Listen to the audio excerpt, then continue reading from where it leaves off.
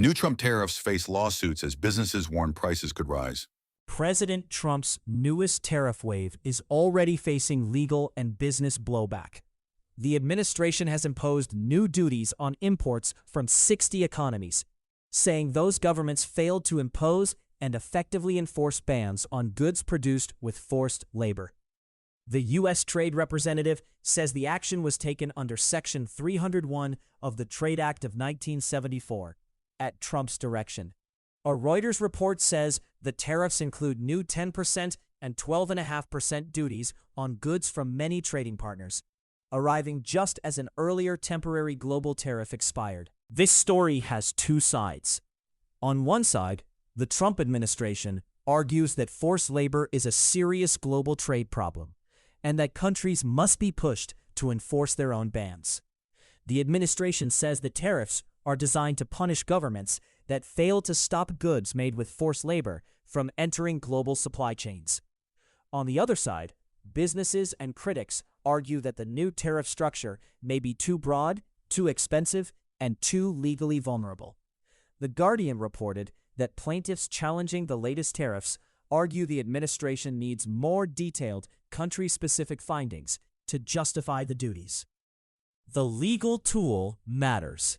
Section 301 has been used before, including during Trump's first term against China. It allows the U.S. Trade Representative to respond to unfair trade practices after investigation. The administration is now using that tool to argue that weak forced labor enforcement by foreign governments harms U.S. interests. USTR says final action was taken after investigations into 60 economies, and the agency invited public comments before the decision. Why are companies and legal groups challenging this? They are questioning whether the administration built a detailed enough record. If you impose tariffs across dozens of economies, courts may ask whether the findings are specific, supported, and tied to the actual goods being taxed. For consumers, the concern is simple. Tariffs can raise prices. Importers pay the duties when goods enter the country. Sometimes, companies absorb the cost. Sometimes, they negotiate with suppliers. Often, at least part of the cost moves downstream to wholesalers, retailers, and eventually shoppers. That means tariffs framed as foreign policy can become a kitchen table story when prices rise on clothing, electronics, household goods, tools, car parts, furniture, and business supplies. A product enters the U.S. The importer pays the duty. The importer adjusts margin or raises wholesale price. Retailers decide whether to absorb or pass along the increase. Consumers may see higher prices or fewer choices. Businesses may delay purchases or shift sourcing. The administration's argument is that the price pressure is justified if it forces cleaner supply chains and punishes forced labor. But businesses say broad tariffs can punish companies even when they are already trying to screen suppliers. Smaller importers are especially vulnerable because they have less pricing power and fewer sourcing alternatives. A large multinational may shift production to another country. A small retailer may not have that option. A manufacturer that relies on a specific imported component may face immediate cost pressure. What happens when tariffs hit your inventory?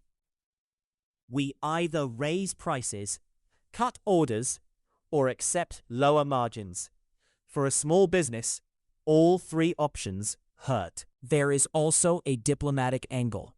Brazil has rejected the Trump administration's claim that it failed to enforce forced labor rules, calling the new U.S. tariff on Brazilian imports arbitrary and unjustified, according to Guardian coverage. That matters because tariff fights rarely stay one-sided. Countries can retaliate. They can challenge the U.S. at trade bodies. They can delay cooperation in other areas, including immigration, energy, minerals, agriculture, or security. For Trump, politically, tariffs are central to his economic brand. He presents them as leverage. He says they protect American workers, punish unfair practices, and bring manufacturing back. Critics say they often operate like taxes on import-dependent businesses and consumers. The forced labor framing gives Trump a stronger moral argument than a simple protectionist tariff. but it also raises the standard of proof. If the administration says the tariffs are about forced labor, the evidence must show which countries failed, how they failed, and why the tariff level fits the violation. What should companies do now? Map suppliers, document forced labor compliance, review contracts, and model price increases. The companies that wait for the lawsuit to end may be behind the curve. Watch the lawsuits for emergency relief. Watch whether courts pause the tariffs while the challenge proceeds. Watch whether USTR releases more country-specific findings. Watch consumer price data over the next several months. Watch whether affected countries retaliate. And watch small businesses, because they are often the first to feel the squeeze when import costs jump. Trump is rebuilding his tariff wall under a forced labor enforcement theory. The policy may appeal to voters who want tougher trade rules and cleaner supply chains. But the courts will decide whether the legal foundation is strong enough. Businesses will decide whether costs get passed to consumers. And shoppers may decide how much they are willing to pay for a trade war framed as moral enforcement.